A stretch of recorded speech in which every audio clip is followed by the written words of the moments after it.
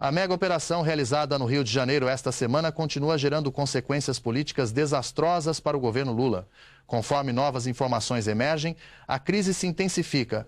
Ontem, em entrevista coletiva crucial, o diretor-geral da Polícia Federal, Andrei Rodrigues, e o ministro da Justiça, Ricardo Lewandowski, responderam perguntas sobre o caso. Lewandowski chegou preparado. Após anos atuando politicamente no Supremo Tribunal Federal, sua transição para cargo executivo manteve consistência narrativa. Sua performance estava sob controle total. Andrei Rodrigues, porém, não apresentou a mesma destreza comunicativa. Embora a indicação tenha funcionado operacionalmente, incluindo investigações contra rivais políticos, ela fracassou completamente na esfera pública. O momento crítico chegou quando Rodrigues revelou contatos entre inteligência da Polícia Militar e Polícia Federal. Essa fragilidade comunicativa transformou-se em revés político de primeira magnitude. Rodrigues não possui aquele jogo de cintura necessário para impor narrativas. Seu despreparo expôs vulnerabilidades governamentais e amplificou questionamentos públicos sobre as operações policiais. O resultado? Uma crise comunicativa que beneficia críticos do governo.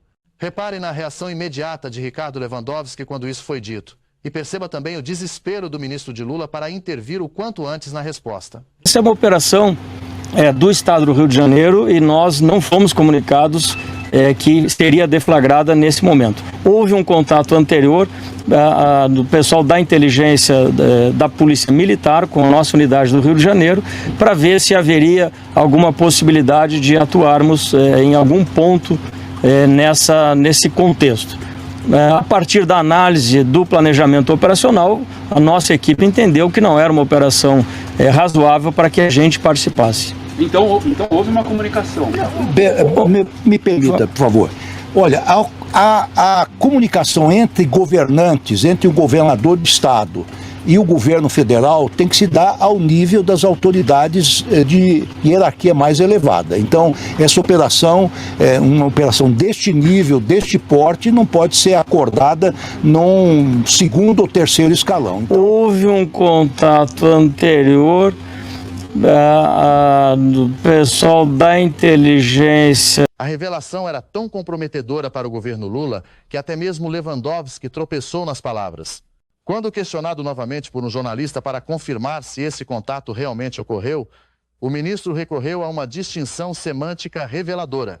A Polícia Federal não foi informada, ela foi apenas comunicada. Sim. A Polícia Federal foi informada e decidiu que não era o caso de participar. Não, ela foi comunicada de alguns detalhes dos planos que estavam sendo engendrados no Rio de Janeiro. Para dimensionar o impacto negativo desta revelação para o governo Lula, até mesmo a Globo, aquela mesma organização que trabalha incansavelmente para evitar que integrantes de facções sejam classificados como narcoterroristas, conforme mostrei no vídeo anterior, não conseguiu encontrar meios de minimizar as consequências dessa declaração do diretor-geral da Polícia Federal.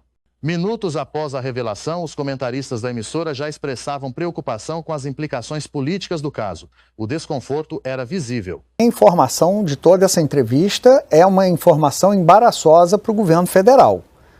Houve um contato da inteligência da Polícia Fluminense com a Polícia Federal analisou que não era o caso de participar.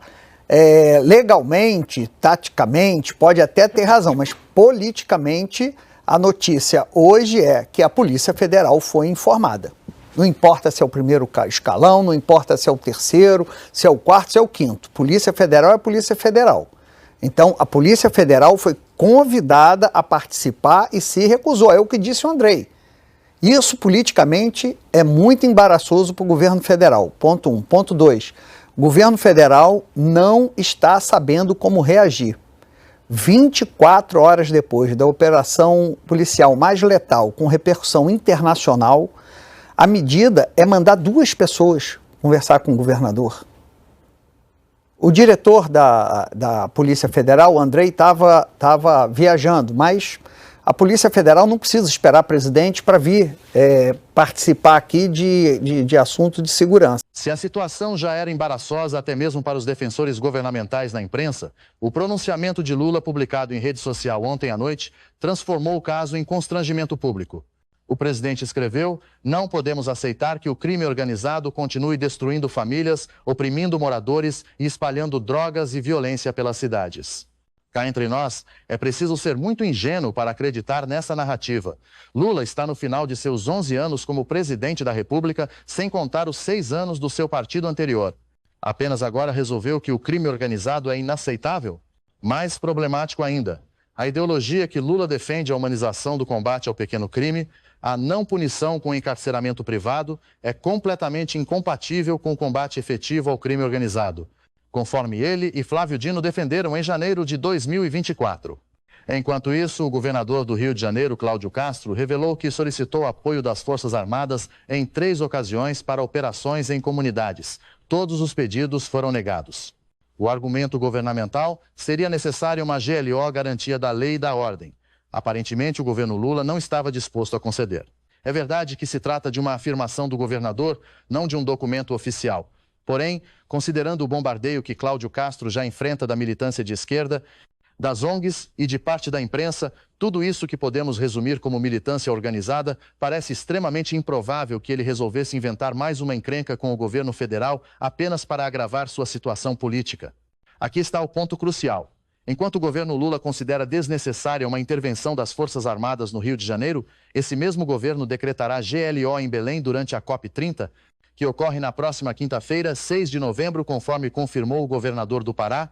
Essa contradição é reveladora. O governo autoriza a garantia da lei e da ordem para proteger uma conferência internacional, mas nega recursos militares para combater o crime organizado que devasta famílias cariocas.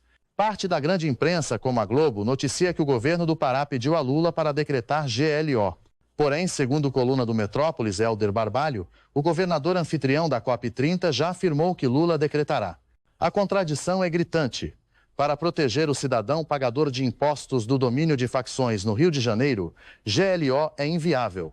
Para proteger autoridades estrangeiras durante um evento internacional, subitamente é viável.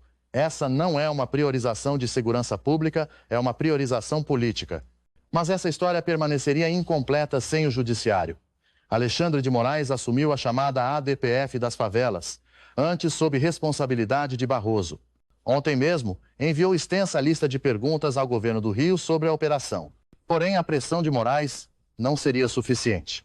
Coincidentemente, e aqui a palavra é fundamental, um recurso no Tribunal Superior Eleitoral que pode cassar o governador Cláudio Castro foi incluído na pauta ontem e teve julgamento marcado para terça-feira, 4 de novembro. Um dia após a operação, apenas um dia. Esse pessoal já não faz questão nenhuma de disfarçar sua atuação política orquestrada. Enquanto isso, proteja o que é seu com suas próprias mãos, o governo Lula definitivamente não está disposto a proteger.